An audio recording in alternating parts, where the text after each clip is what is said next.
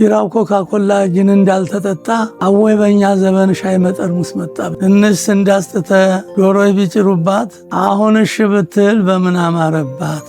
የጎረቤት ዶሮ ሁሉም ጫሪ ነው ስንቱን እሺ ብዬ ዘልቀዋለሁ። እንኳን አፋፎተሽ ሜዳ ሰርተሽ እንትም ደግ ነበርሽ ጥግም ሳለሽ። ሙክትና ሴት ከደረሰ ለሰው ነው። የሴት ልጅ እናትና አባት እኮ ቶሎ መከበር አለ። ወንድ ልጅ አርግዞ አይመጣ የትም እንዳንበጣ ሸንቶ ነው የሚመጣው። ምን ችግር አለበት? ቀጨኔ እንደዚህ እንዲያሁን ተዋል በዛባት ጫካ ነበር። ይህ አንበሳ በር ይባላል። ከንጦጦ ተነስቶ አንበሳ በር የተባለው መሐንዲሱ አንበሳ ነው የቀደደው፣ ሰው አይደለም። ዛሬ ሁሉም ትል ወጋው አገዳ ሆነ። ጦር ሰራዊት ሞክር የነበረ በነቀኛማች እሸቴ ጊዜ በ60 ዓመተ ምህረት ሸዋሮቢት ሳይቀር ናዝሪት ሳይቀር በሽምግልና አዲስ አበባ ክልል ያላጋባሁት ያላስታረኩት የለም። ቀጨኔ አሁን ታከተች ደከማት። ነቀኛማች እሸቴ፣ ግራማይ መንግስቴ፣ ግራማይ በትእዛዝ፣ ግራማይ በለጠ እነማን ልቁጠርላቸው? ሁሉም ከንቱ ቀረ። እድሜ ማግኘት ከተፈለገ፣ ጤንነት ማግኘት ከተፈለገ፣ ሀብትን ማግኘት ከተፈለገ እናት አባት አክብሩ። ጓደኛችሁን አትክዱ። ተበድራችሁ አትካዱ። አባት ይመርቃችሁ። እኔ 86 ዘመን መጣሁበት ለሰው ከብቶች እረኛ ነበርኩ። እንጨት ሰብሬ ተሸክሜ ገባ ነበር ለእናት አባት። ከብተው አለበት የደረቀ ሸለሸልኩበት ለቅም ነበር። ውሃ ቀዳ ነበር። ሙቀጫ ወቅጣለሁ። ወፍጮም ፈጭቻለሁ ለእናቴ። ይቺ ትንሽ ዘመን ነች አሁን ያለሁ። አባቴ በ120 ዘመን አርፈዋል። አያቴ በ128 ዓመት አርፈዋል። እናቴ ወደ 90 ዓመት፣ አጎቴ በ135 ዓመት አርፈዋል። እድሜ አላግባብ አይደለም የሚገኘው። እግዚአብሔር የሚወደውን ስራና ጸሎት፣ ፈጣሪያችንን መሳራቱን መስጠት። እንደታደራችሁ እግዚአብሔር ይመስገን። ጠጥቶ ያለ መግባት፣ ሰክሮ ያለ መማታት ሚስት አካል ነች። ተከባብሮ የመኖር ግዴታ አለብን። እድሜን ማግኘት፣ በማታልፈውም ዓለም ሰላምን ማግኘት፣ መልካም ስራ መስራት። በእኛ ጊዜማ 4 ሆነ ስሙን ያዋተን 1 ትሪ ስጋ ገዛለን። ጨምር ከዚህ ይህን ከጨረሳችሁ ትጨምራለሁ። ተርፎን እንነሳለን። ለ4 የ1 ብር ስጋ 1 ጠቦት ተገዛን በብር 50፣ ቆዳ 3 ብር። 120 ኪሎ የሚሆነውን ጤፍ በ10 ብር። የጠገበ ወይፈን ቆድማ በ10 ብር በ12 ብር። 1 ሲካካ ዶሮ 20 እንቁላል ይዛ በ25 ሳንቲም በጃኖች ትርችም ይባላል። አሁን በቅርቡ እንኳ 25 ኪሎ 4 ብር ከ50 ነበር። 18 ብር ነበር ኩንታል። አሁን እንኳ በቅርቡ እዚህ ከጋዜውና ተጎጃም በብር ከ20 ነው ነጭ ጤፍ ማስችነው ነበር። 70 ዓመተ ምህረት ተንኮልን ብቻ ጥንስስ እንዳይኖር ቀሪ ዘበን ፈጣሪን የምለው ይችን ውድ ሀገራችንን ሰላም አድርገህልን እኛም መርቀናት እንድናልፍ ነው የምፈልገው። ገዢ ተገዢን አዋውደ ሰላም አድርግልን። ፈጣሪያችን ተመከራ ተጭንቅ ሰውረን፣ ክፉ ነገር አታምጣብን፣ ይቅር በለን። አንተ የወጣውን በሰላም መልስ፣ የታመመውን ፈውስልን፣ ላጣ ስጥልን፣ ላገኘም ያምርለት። በቤቱ ብንሄድ ብንለምነው ያጎርሰናል፣ ብንበደረው ይሰጠናል። ለተቸገረ ሁሉ ድረስልን እያልኩ ነው የምለምነው። ሁልጊዜ የማይሟላ ጉዳይ አለ። ሰው በውሸት ይኖራል። ይቻለም እንደሆነ ታልፋለች። እግዚአብሔር በቀኝ ቦታ ያኑራችሁ። የምትጫወቱት ባልንጀራ የምትሰጡት እንጀራ ያሳጣችሁ። ዘራችሁ እንደ ባህር ውስጥ አሸዋ እንደ ሰማይ ኮከብ ይብዛ። ክብርና ጸጋ ያድላችሁ። እግዚአብሔር በዘራችሁ ክፉ አይንጣ። ይችን ኢትዮጵያን ሀገራችንን ለምለሟን ሀገር ዳርዳሯን እሳት ማዕከሏን ገነት አድርጎ በአጥረ መስቀሉ ይጠብቅልን። እግዚአብሔር ሰጭ ነው ነሽ ነው። እግዚአብሔር ከክፉ ይሰውራችሁ። ክብርና ጸጋ ያድላችሁ። እኛ ዘመን ያደርሳችሁ።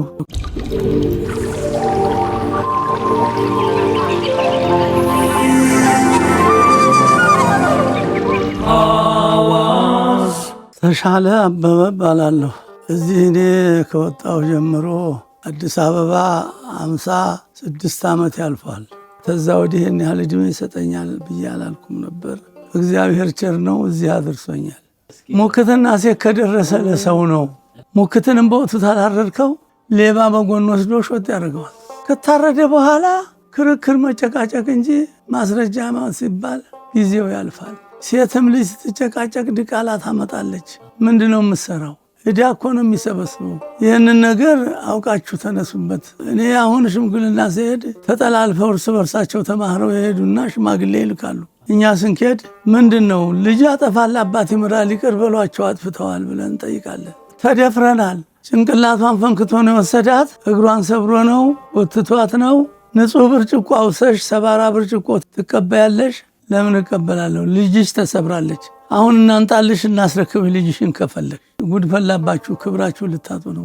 ተነስተው ጓዳ ቶሎ ተቀበሉና ቀጠሮ ስጧቸው። በሉ ሳምንት ኑ እናነጋግሩን። ልንሸሽ ሊያመልጣቸው ሆና። የሴት ልጅ እናትና አባት እኮ ቶሎ መከበር አለ።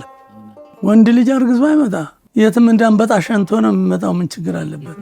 ይህን ያክል እያደረግን መጣንበት እስካሁን። እንግዲህ ደግሞ የመጨረሻውን እሱ ያሳምረው። ሽምግልናው ይሄ ነው እና በጣም እየተመሰጋገንን ያልሰራንበት ቦታ የለም። ክብር ምስጋና የደረሰው ቀጨኔ እንደዚህ እንዲያሁን ሰው አልበዛባትም። ሰው ይፋቀር ነበር። 200 ሜትር ካሌ ላይ ተጨናንቆ አንዳንድ ክፍል ቤት እየሰሩ አብረው ይኖሩ ነበር። እንደ ዛሬ ተንኮል የለም። ቀጭኔ የምትባል ነበረች። እሷ ጫካ ነበር። ይህ አንበሳ በር ይባላል። ከንጦጦ ተነስቶ አንበሳ በር የተባለው መሐንዲሱ አንበሳ ነው የቀደደው፣ ሰው አይደለም። በ58 ዓመተ ምህረት አንደኛው መንገድ ተከፈተ። በ59 ዓመተ ምህረት መካከለኛው መንገድ ነው። በ60 ዓመተ ምህረት ይሄኛው ሶስተኛው መንገድ የተሰራው። ከዛም ቀደም ባለ ኮረኮንች ነበርና ይቺ ኩርኩር የምትባል ነበረች። እሷ እንዲሁ በኮረኮንቹ ትሞክር ነበር። ካለበለተዛ በእግር ነው መርካቶ ሌሊት 11 ተነስተን ሸማ ተሸክመን የምንሮጠው። ስንመለስም ተሸክመን ዕቃ እግራችን ነው አንታክትም። ዛሬ ግን ተመድኃኔዓለም ሕፃኑ ልጅ መኪና ፈልጎ ይወጣል። ሁሉም ትል የወጋው አገዳ ሆነ። በእኛ ዘመን እኔ በ54 ዓመተ ምህረት ሁሉ እዚህ አፍንጮ በር ዘበኛ ሰፈር ነበርኩ። አሳልፍ ያለሁ ብዙ ሰዓት። ከዚያም በኋላ ያው ጦር ሰራዊት ሞክሬ የነበረ ተቀጥሬ በነቀኛማች እሸቴ ጊዜ በ60 ዓመተ ምህረት ጋብቻ እንድትጋባ ሴት ቤት ገብተናልና ወደ አገርህ ተመለስ ቶሎ ተባልኩ። ለፋሲካ ወደ አገር ቤት በ62 ዓመተ ምህረት የዛሬ 57 መሆኑ ነው 58። ከዛም ተመልሼ እግዚአብሔር ደግሞ ውሃን የቀዳ ግብርናዬን ትቼ ደግሞ ተነስቼ አዲስ አበባ በ1962 ዓመተ ምህረት ጥቅምት 5 ቀን 58 ዓመት ያለፈ ሸዋሮቢት ሳይቀር ናዝሪት ሳይቀር በሽምግልና አዲስ አበባ ክልል ያላጋባሁት የለም። በእውነት ያላስታረኩት የለም። አሁን ግን መታከት አይቀርም። እግሬ ተሰበረና በመውደቅ እዚህም መኪና ግጭት ስላለ ልጆች 6 ልጅ ነበሩ፣ 2 ተቀንሰዋል። አሁን 4 አሉ። 14 ልጅ አለኝ። ምስጋና ይድረሰው ፈጣሪ እስካሁን አድርሶኛል። በዓለም እኖራለሁ፣ ችግር የለብኝ። ፈጣሪ ምስጋና ይድረሰው። ቀጨኔ ያላት ለዛ አሁን ታከተ ደከማት። በጸሎቷ ሌት ተቀን ያለ እነማል ብላችሁ መሬት ሳይ ነው ሁሉንም ሰበሰበው። እነማን ናቸው ብንል ቀኛማች እሸቴ፣ ግራማይ መንግስቴ፣ ግራማይ በትእዛዝ፣ ግራማይ በለጠ። እነማን ልቁጠርላችሁ? ሁሉም ከንቱ ቀረ። እድሜውንም የጨረሰ ገና የሚሆነው ሁሉንም ሰበሰበች። እንግዲህ እኛን ደግሞ ጊዜያችንን እባክህን ይችን ቀሪ ዘመን በሰላም ፈጽመህ አካሄዳችን አሳምርልን እያልን እንለምናለን። እድሜ ማግኘት ከተፈለገ፣ ጤንነት ማግኘት ከተፈለገ፣ ሀብትን ማግኘት ከተፈለገ እናት አባት አክብሩ። ጓደኛችሁን አትክዱ። ተበድራችሁ አትካዱ። አባት ይመርቃችሁ። የጎዳና ባልቴት ሽማግሌ ይመርቃችሁ። እኔ 86 ዘመን መጣሁበት። ለሰው ከብቶች እረኛ ነበርኩ። እንጨት ሰብሬ ተሸክሜ ገባ ነበር ለእናት አባት። ከብት ዋለበት የደረቀ ሸለሸል ኩበት ለቅም ነበር። ውሃ ቀዳ ነበር። ሙቀጫ ወቅጣለሁ። ወፍጮም ፈጭቻለሁ ለእናቴ። ይቺ ትንሽ ዘመን ነች አሁን ያለሁባት። አባቴ በ120 ዘመን አርፈዋል። አያቴ በ128 ዓመት አርፈዋል። እናቴ ወደ 90 ዓመት፣ አጎቴ በ135 ዓመት አርፈዋል። አላግባብ አይደለም የሚገኘው። እግዚአብሔር የሚወደውን ስራና ጸሎት፣ ፈጣሪያችንን ምሳራቱን መስጠት። እንደታደራችሁ እግዚአብሔር ይመስገን። ጠጥቶ ያለ መግባት፣ ሰክሮ ያለ መማታት። ሚስት አካል ነች። በእውነት ተከባብሮ የመኖር ግዴታ አለብን። እድሜን ማግኘት፣ በማታልፈውም ዓለም ሰላምን ማግኘት፣ መልካም ስራ መስራት። በእኛ ጊዜማ 4 ሆነ ስሙኒ ያዋተን 1 ትሪ ስጋ ገዛለን። ጨምር ከዚህ ይህን ከጨረሳችሁ ትጨምራለሁ። ተርፎን እንነሳለን። ለ4 የ1 ብር ስጋ 1 ጠቦት ተገዛን በብር 50፣ ቆዳ 3 ብር። 120 ኪሎ የሚሆነውን ጤፍ በ10 ብር። የጠገበ ወይፈን ኮድማ በ10 ብር፣ በ12 ብር። 1 ሲካካ ዶሮ 20 እንቁላል ይዛ በ25 ሳንቲም በጃኖች ርችም ይባላል። አሁን በቅርቡ እንኳ 25 ኪሎ 4 ብር 50 ነበር። 18 ብር ነበር ኩንታል። ከጋዜውና ተጎጃም በብር 20 ነው ነጭ ጤፍ ማስችነው ነበር። 70 ዓመተ ምህረት እኛ ያሳለፍነው ዘመን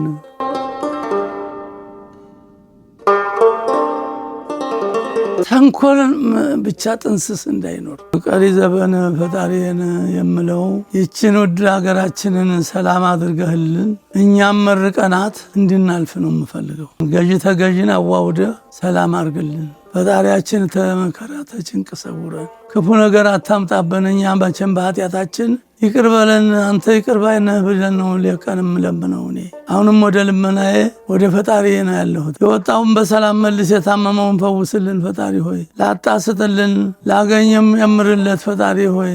እቤቱ ብንሄድ ብንለምነው ያጎርሰናል፣ ብንበደረው ይሰጠናል። ለተቸገረ ሁሉ ድረስልን እያል እየለመንኩ ይህንን ነገር እንዳነሳን እያልኩ ነው የምለምነው። ሌላ ምኞት የለኝም። እግዚአብሔር ከፈቀደ እኮ ብዙ ዘመን ይኖራል። እግዚአብሔር የፈቀደለት ሰው 160 ዘመን ያላቸው አሉ። እስካሁን እግዚአብሔር የተሰጠው ሰው ሁሉ ጊዜ የማይሟላ ጉዳይ አለ። ፊልም ልጀምር የቻልኩበት አምሳለ ምትኬ በአንድ ሰርግ ላይ ተገናኘ። ልጄ ደግሞ ዘፋኝ ነው፣ በየትም ቦታ ያውቃቸዋል። ይቺ ሴትዮ እዚህ እንቁላል ፋብሪካ ሰርግ ላይ ተገናኝተው ይሄ ማነው ልጅ አቶ ተሻለ ልጅ ምንድነው ስራው? ላዳ ይህንን አንደበት ይዞ ደግሞ ላዳ ይሰራል እንዴ ብላ ከዛ ትውውቅ ያደርጋሉ። እዚህ ፊት ለፊት ጓደኛ አላት፣ ሰርጉም ጓደኛ። አዎ እንዳልካቸው እዚያ መታ። እኔ ደግሞ እቃችሁ ደህና ተመለሰ ወይ? ይቺ ሴትዮ ደህና ነች እስቲ ያልኩናት እኚሁልሽ የግረም አባት ሲሉ መጣ። ላይ ጥምጥም አለች። ባሏን መጣ፣ ያዙኝ። ስንጨዋወት ቆይተን ተለያየንና በአመቱ አስጠራች። እዚያ የምትሰራበት ሙሉ ልብስ የነጭ ለብስ በሚገባ አድርጋ ጫማ ምንድነሽ ወዘተርፈ ሳይቀር አድርጋ እዛ ሄድን። እንዘራ ቆይተን ከዛ በኋላ ከእሷ ላይ እየወሰዱ እኔን ይጠሩ ጀመር። እንፈልጋቸዋለን። ካህን የሚባለው ፊልም አለ። አሁንም ባለፈ ታሪክ መማር እንጂ ባለፈ ታሪክ ውስጥ መኖር አለ። ሁለት አማራጮች አሉሽ። ምንና ምን? ምንድነው መጣው? ህይወትን ልታረግልኝ ከምትችላቸው ትንሹን ነገር ነው የጠየቁት። ይሄንን ልታረግልኝ ትችላለህ? እኔ ምንድን አድርግ ትሉኛላችሁ? አሁን የደክም ያለው እባክህን ስራ ምንድነው ነገሩ አሉና አዲሱ ገበያ ካፌ ወሰዱኝ። እዛ ስንጨዋወት ቆየንና በዚህ ቀን እመጣለሁ አለኝ ሰውየው። ከእጅ ነሯል። ያንን የምሰለጥንበትን ደብዳቤ ይሄን በዚህ ስልጠናውን ይሄን አድርጋለ ዲያጌ የሚባለው አሁንም እሱ ይሰራል። እሱ የኔ ልጅ ሆኖ በዛ መሰረት ስንል ፊልሙን ታገልኩት። ትምህርቱን ይሄ ነገር አዳገተኝ። ምን ይሻላል በዚህ ዘመን የኔ ቄስ ተማሪ ዘመናዊ ያልተማሩ ስለው አይ አሁንማ እየጨረስክ ነው አለኝ። መስሪያ ቤት እንኳ ቁጭ ብዬ አንዴ ጎርሽህል እሱን ነው የማነበው። ታገልኩና ጨረስኩት። አሁን ወደ ፊልም ገባን። እዚህ የወንድ ወሰን ፎቶ እንቁላል ፋብሪካ ቤት አለ ፎቅ፣ እዚያ ላይ ነው የምንሰራው። በውዳዴ ምድር ደክሜ እንደገና ለምን ገንዘቤን አይበሉትም? 12 ሺህ ብር ተነጋግረን 2 ሺህ ብር ልኮ ተፈራርመን አንዱን ልደታ አንዱን ቀጨኔ በአባገሌ ቤት ቁጥር እያለ አሳስቶ ተፈራርመን እንደገና ዞር በላለኛ ጨረስንና ፎቶግራፉ የተነሳውበት አሁን አለ ያውቶ ወዳ በኩል ወዳ መጨረሻ ይሄኛው ማራቶን የሰራሁበት ነው። ይሄኛው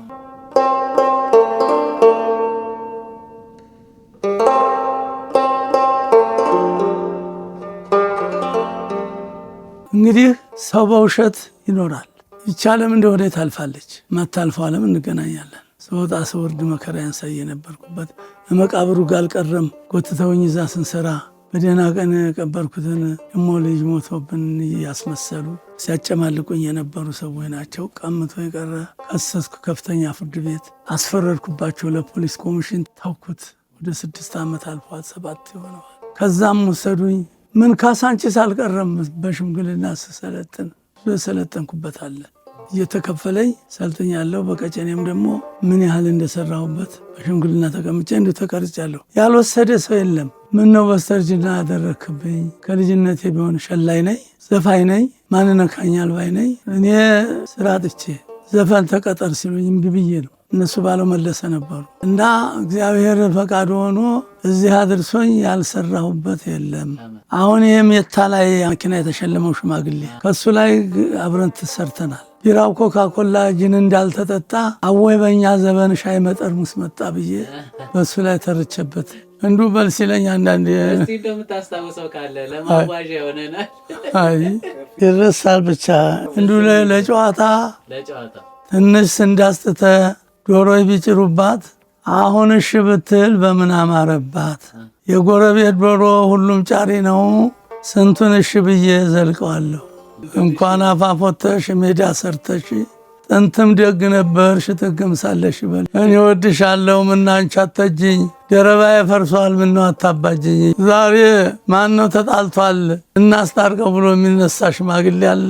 ድሮ ሰውየው አህያ ላይ ታየዋለህ ሚስቱ ቤት ትገባና እቃዋን ሰብስባ ትጠፋለች። ወደ ቤተሰቧ ሄደች። ሽማግሌ አካባቢ ሳይ የከደች እቺ ሴትዮ ይላሉ። ሄዳለች፣ ምን እንደሆነ አልገባንም፣ ሄዳለች ይሏቸዋል።